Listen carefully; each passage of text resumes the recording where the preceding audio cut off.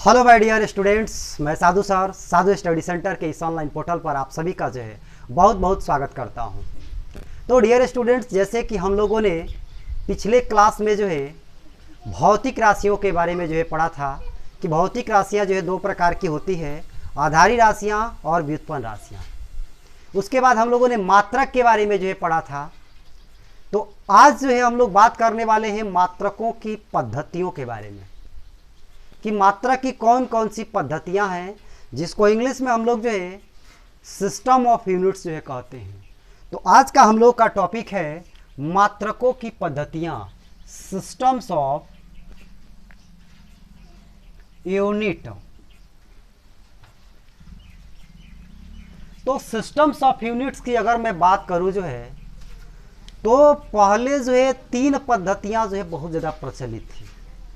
वो तीन पद्धतियां जो है कौन कौन सी थी?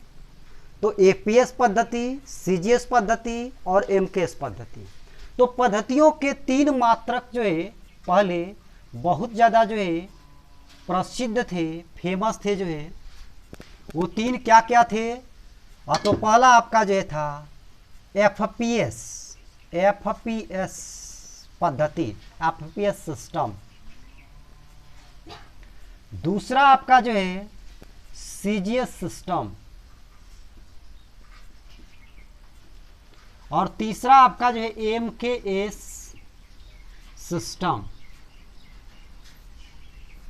तो ये मात्रकों की तीन पद्धतियां जो है पहले प्रचलित थी, आज भी ये प्रचलन में है, लेकिन आज जो है अधिकांशतः जो है एसआई पद्धति जो है चलती है। तो उस पर भी हम बात जो है करेंगे। तो चलिए सबसे पहले हम समझते हैं कि एफपीएस सिस्टम जो है, एफपीएस पद्धति क्या होती है। तो एफपीएस का मतलब है यहाँ पर जो है, एफपीएस का अगर मैं मतलब की जो है बात करूँ एफपीएस सिस्टम की, तो एफ का मतलब होता है फुट, पी का मतलब होता है पाउंड और एस का मतलब होता है सेकेंड।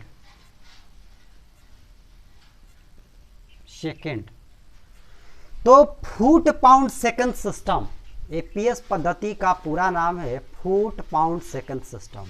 क्या इसका मतलब हुआ जी? तो इसका मतलब ये हुआ कि लंबाई को हम लोग फुट में नापते हैं, लंबाई को फुट में नापते हैं या फीट में नापते हैं। फुट और फीट एक ही चीज है, उसमें कोई कंफ्यूजन नहीं होना है। द्रव्यमान को पाउंड में नापते हैं, द्रव्यमान को पाउंड में नापा जाता है। द्रव्यमान को किस में मापते हैं? तो पाउंड में मापते हैं। और समय को जो है सेकंड में मापा जाता है। तो कहेंगे कि वह पद्धति जिसमें लंबाई को फीट में, द्रव्यमान को पाउंड में और समय को सेकंड में मापा जाता है, तो उसको एफपीएस पद्धति कहते हैं। और एफपीएस पद्धति को जो है ब्रिटिश पद्धति के नाम से भी जो है जाना जाता है। It is also known as British पद्धति। इसको हम लोग जो है ब्रिटिश पद्धति के नाम से भी जो है जानते हैं। ये ब्रिटिश पद्धति के नाम से भी जो है एपीएस पद्धति जो है जानी जाती है। तो चलिए, मैं उम्मीद करता हूं कि आप एपीएस पद्धति को बढ़िया से समझ चुके होंगे। अब मैं बात करूंगा जो है सीजीएस सिस्टम, सीजीएस पद्धति का। तो सीजीएस सिस्टम का मतलब क्या हुआ? तो देखिए सीजीएस की अगर मैं बात करूं, सीजीएस सिस्टम,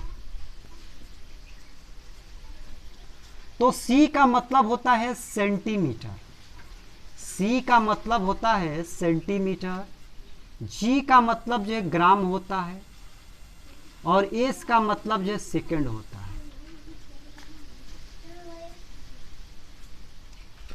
तो सी का मतलब क्या हुआ? सेंटीमीटर, जी का मतलब क्या हुआ? ग्राम हुआ, एस का मतलब क्या हुआ? सेकंड हुआ। तो कहेंगे कि सीजीएस सिस्टम, सीजीएस पद्धति जो है वह मात्रक है जिसमें लंबाई को सेंटीमीटर में मापा जाता है, द्रव्यमान को ग्राम में मापा जाता है और समय को जो है सेकंड में मापा जाता है। तो इसको हम लोग जो है सीजीएस पद्धति कहेंगे।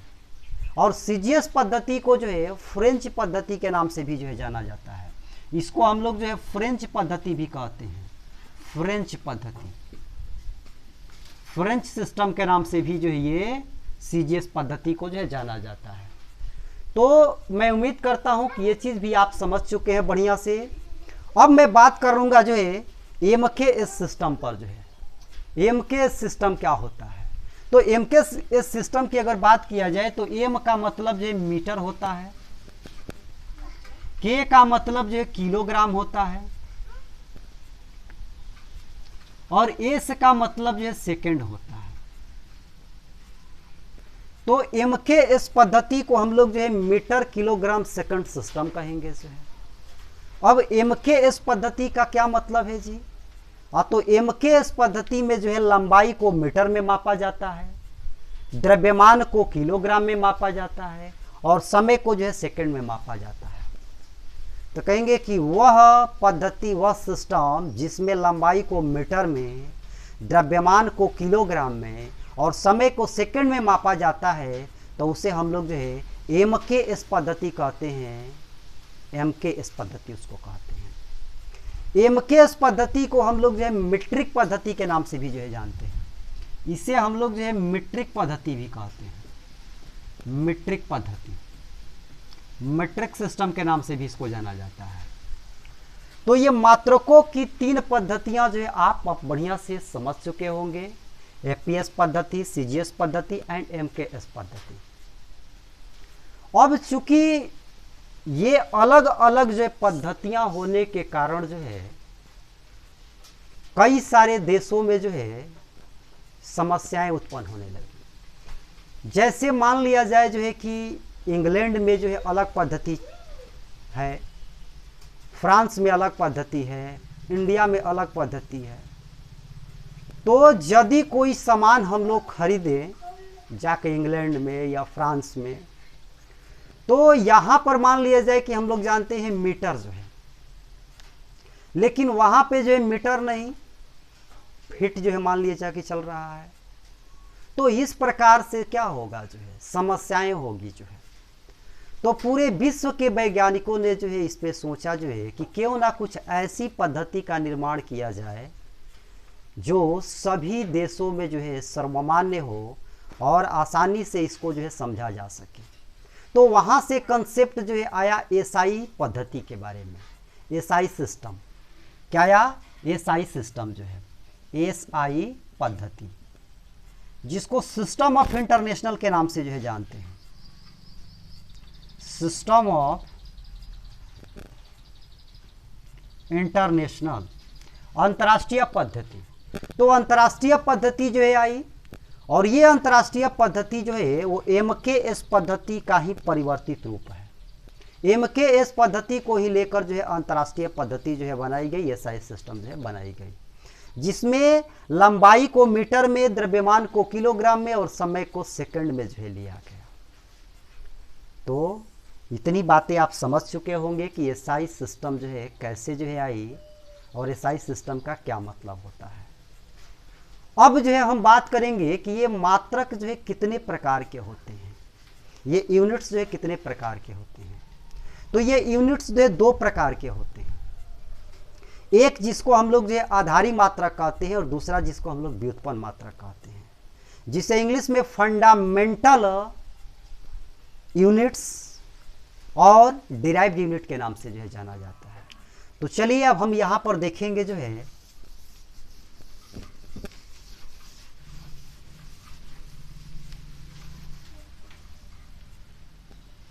यूनिट्स जो है 2 तरह के हुए। एक आपका जो है फंडामेंटल,